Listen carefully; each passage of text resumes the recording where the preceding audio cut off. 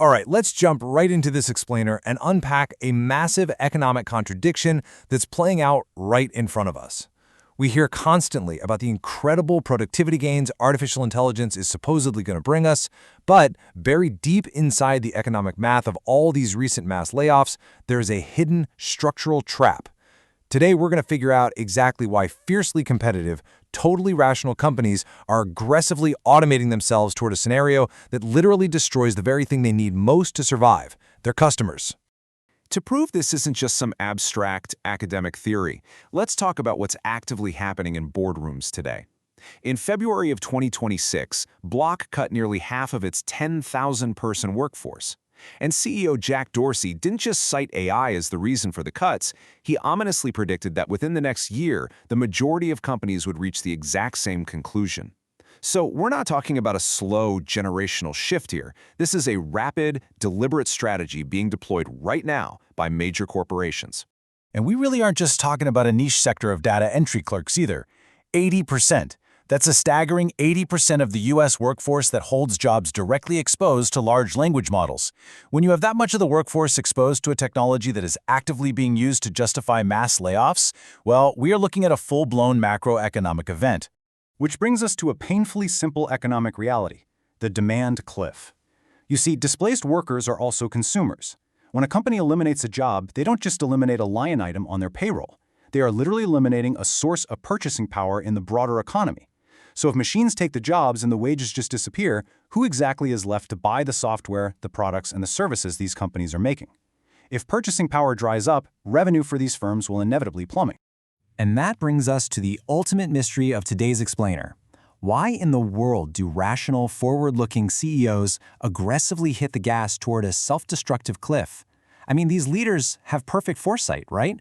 They employ literal armies of economists. They know for a fact that if everyone fires their workers, consumer spending is going to collapse. And yet, they are mashing the gas pedal toward the edge anyway. To understand this contradiction, we really have to look at the underlying incentives driving their decisions.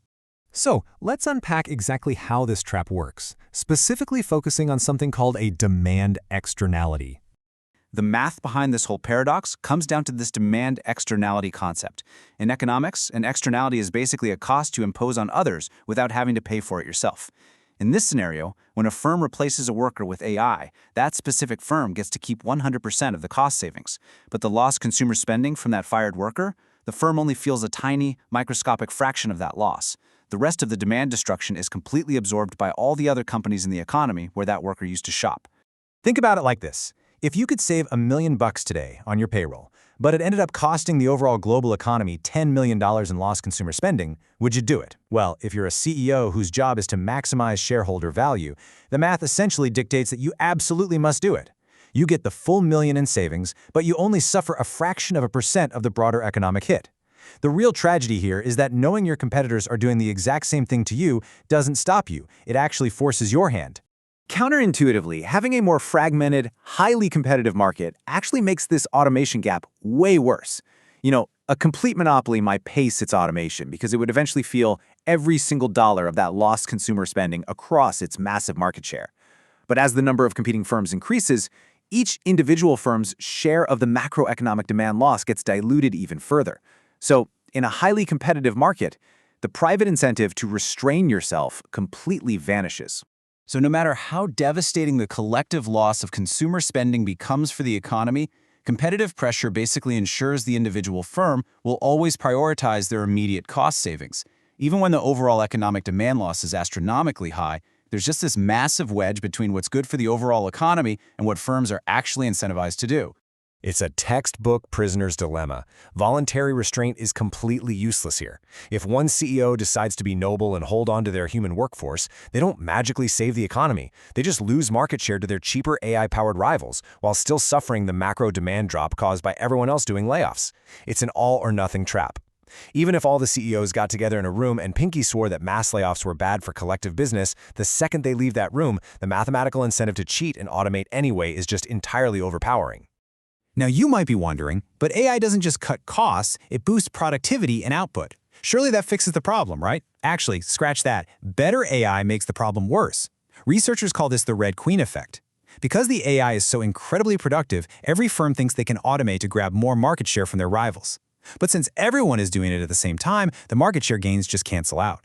So everyone is running at an absolute full sprint just to stay in the exact same place, all while accelerating the rate of job destruction in the process. Okay, so let's pivot a bit. Let's look at part 2, the false hopes, and why the popular fixes we always hear about just fundamentally fail. We hear massive policy buzzwords thrown around all the time. Universal basic income, capital taxes, quotient bargaining. But when we evaluate them mathematically, they completely miss the root cause. Sure, they might put a band-aid on the societal fallout, but they do absolutely nothing to stop the relentless corporate race toward over-automation. Let's look a little closer at why that is. Take universal basic income. Yes, UBI raises the floor on living standards by handing people money, but it doesn't change the per-task cost-saving math for the CEO making the actual layoff decision. That CEO still saves $1 million by replacing human workers with AI.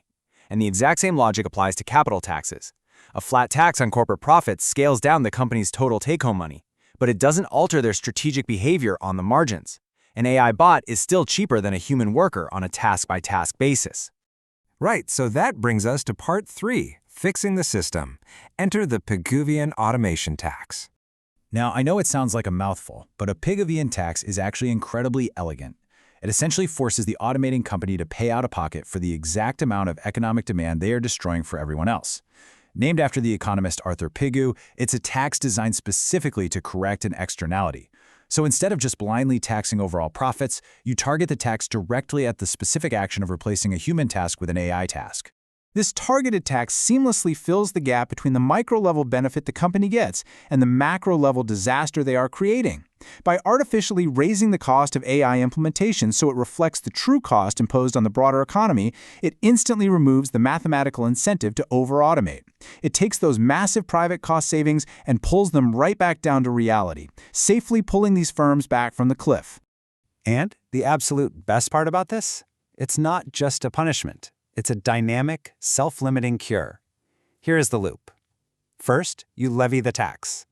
Second, firms immediately halt their self-destructive race because the math just doesn't support it anymore. Third, and this is absolutely crucial, you direct that new tax revenue specifically into worker retraining. Then, as those workers gain new skills and re-enter the economy at higher wages, consumer demand is organically restored. And, as demand is restored, the externality shrinks, which means the required tax naturally phases itself out over time. It is literally a self-healing loop for the economy. The math on this is crystal clear. The demand externality is very real, and this competitive trap is already pulling companies in as we speak. So I want to leave you with the final incredibly high-stakes question to consider as AI continues to rapidly reshape the future of work and our global economy. Will we recognize the demand cliff before we automate our way right over it, or will we just let the Red Queen race us right off the edge? Think about that, and I'll catch you in the next explainer.